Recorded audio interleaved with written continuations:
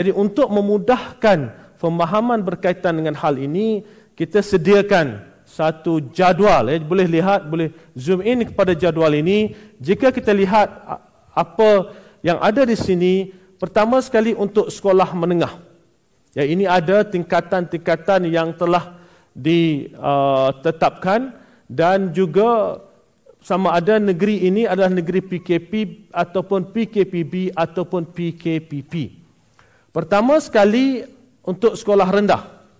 Untuk sekolah rendah, prasekolah tingkatan tahun 1 hingga tahun 6. Untuk negeri PKP, kita maklumkan tadi diadakan PDPR. PDPR adalah pengajaran dan pembelajaran di rumah. Untuk negeri PKPB, sekolah rendah dibuka dan pengajaran dan pembelajaran diadakan secara bersemuka. Maknanya daripada prasekolah di negeri PKPB dan PKPP, daripada prasekolah sehingga tahun 6 sekolah rendah, mereka akan hadir ke sekolah. Untuk yang kedua adalah tingkatan 1.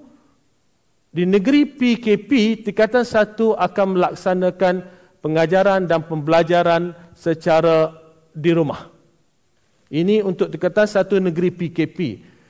Tingkatan 1 negeri PKPB adalah secara bersemuka, begitu juga di negeri PKPP adalah secara bersemuka.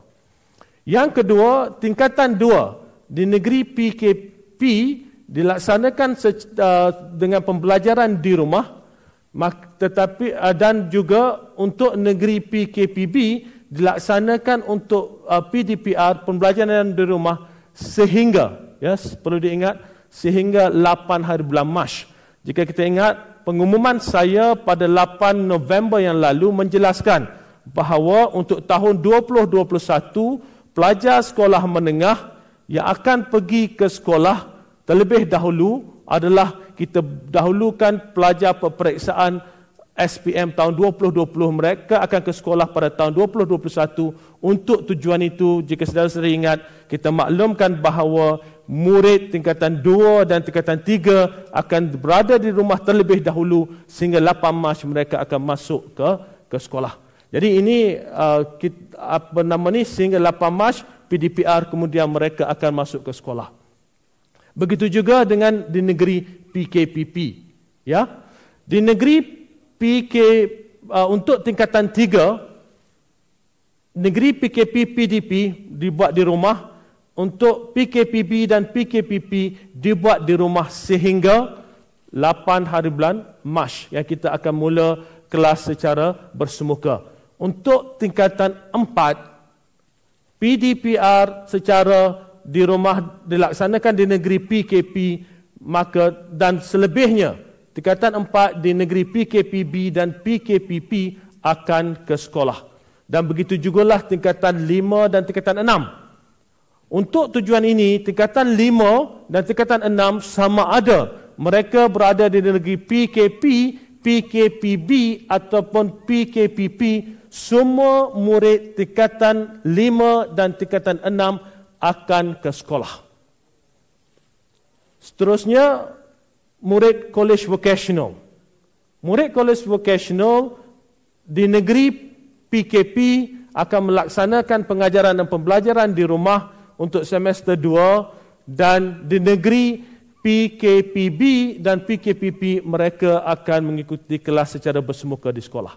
Begitu juga murid untuk semester 4 SVM, negeri PKPB, PKPP dan juga negeri PKP akan mengadakan kelas secara bersemuka. Kemudian kolej matrikulasi seperti mana saya jelaskan tadi, sama ada di negeri PKP, PKPB ataupun PKPP, mereka semua berada di kolej dan kekal berada di kolej untuk melaksanakan pengajaran dan pembelajaran secara hybrid di kolej. Bagi IPG, di negeri PKP, IPG akan melaksanakan pengajaran dan pembelajaran di rumah, manakala di negeri PKPP dan PKPB, kedua-dua kumpulan ini akan belajar secara bersemuka. Untuk klip-klip berita yang menarik, jangan lupa subscribe YouTube Bulletin TV3.